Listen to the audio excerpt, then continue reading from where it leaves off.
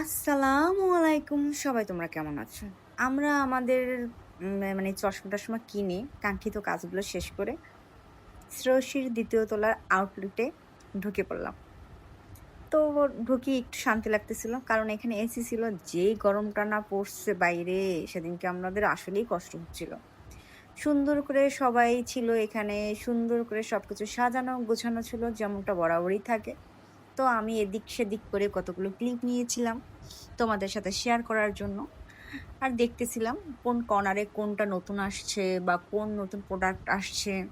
এখন না হ্যাঁ, পরে তো নিতে পারবা। তো যার উদ্দেশ্যে আসছিলাম সেটা আমি খুঁজতেছিলাম। যে যেই গরমটা পড়ছে, গরমে তো ময়েশ্চারাইজার মাস্ট, তাই না? তো কোন ময়েশ্চারাইজারটা ভালো হয়, এখন কিরকম রেট চলতেছে দেখতেছিলাম বিভিন্ন ব্র্যান্ডের।